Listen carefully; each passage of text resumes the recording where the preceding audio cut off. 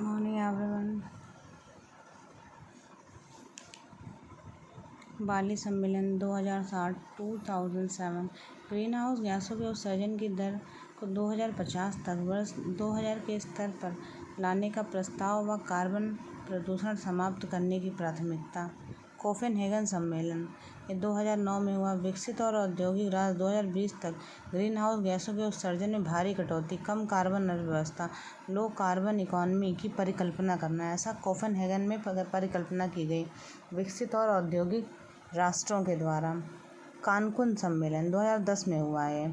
हरित जलवायु कोष ग्रीन क्लाइमेट फंड स्थापित करने का निर्णय लेना। डरबन सम्मेलन COP17 2011 डरबन प्लेटफॉर्म के अंतर्गत ग्रीन क्लाइमेट फंड की संकल्पना करना। दोहा सम्मेलन COP18 clean development mechanism CDM के अंतर्गत प्रदूषण घटाने का प्रयास करना। वार्सा सम्मेलन COP19 2013 ग्रीन क्लाइमेट फंड बनाने पर सहमति होना। लीमा सम्मेलन 2014 में 2070 तक ग्रीन हाउस गैसों के उत्सर्जन को समाप्त करके विश्व देशों की प्रतिबद्धताएं स्वीकृत करना।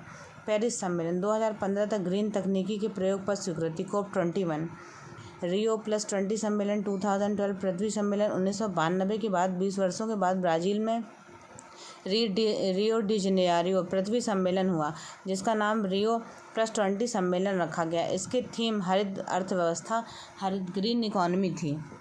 चलिए कुछ और क्वेश्चंस हम लोग देखते हैं बहुत तेज़ी से। नागोया प्रोटोकॉल, इसमें क्या है? नागोया प्रोटोकॉल के अंतर्गत 50वें अनुसमर्थन मिलने के 90 दिन 2 अक्टूबर 2014 को लागू हुआ। उल्लेखनीय है कि अक्टूबर 2012 में हैदराबाद में COP11 का आयोजन किया गया। इस प्रोटोकॉल के लागू होने के लिए अध्यक्ष के रूप में भारत द्वारा प्रयास किए गए थे। भारत द्वारा 9 अक्टूबर 2012 को नागोया प्रोटोकॉल का समर्थन किया गया। नागोया प्रोटोकॉल को लागू करने से जैव विविधता पर अभिसमय के समता वाले प्रावधानों को व्यावहारिक प्रभाव प्राप्त होगा।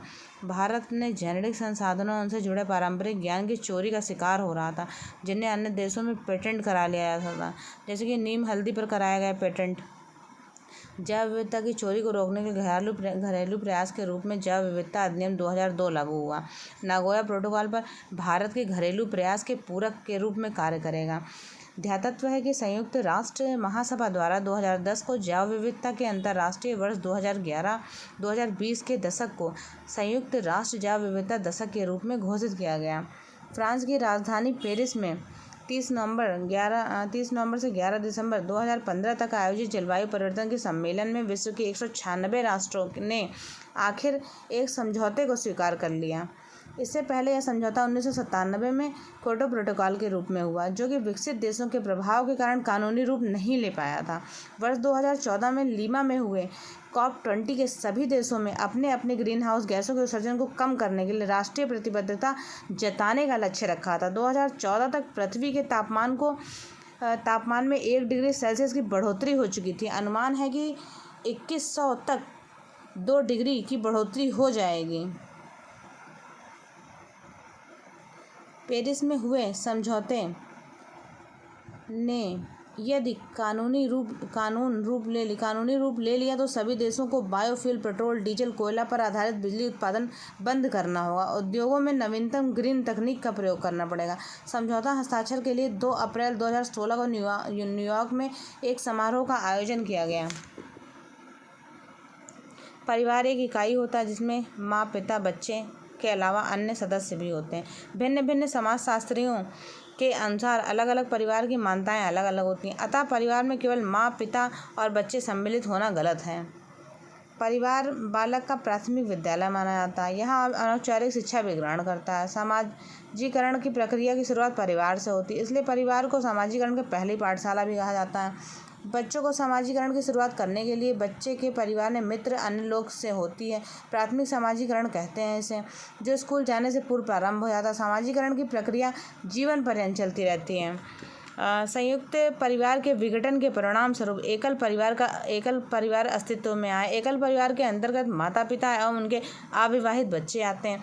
सामाजिक बुराइयों में दहेज, बाल श्रम प्रमुख बुराइयां हैं। इन बुराइयों का प्रमुख कारण अशिक्षा और गरीबी है।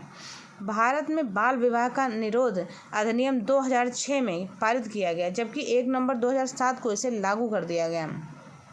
मनुष्य सहित सभी जीव जंतु अपने बच्चों के साथ रहते हैं, अपने अपने परिवार बनाते हैं। यह मनुष्य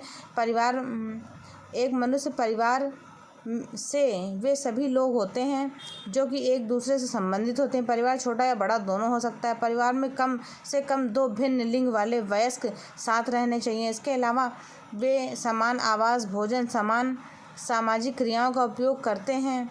सुरक्षा एवं बच्चों का साझा उत्तरदायित्व होना चाहिए। तो ये परिवार और मित्र हैं। तो आज के लिए बस इतना ही। Thank you.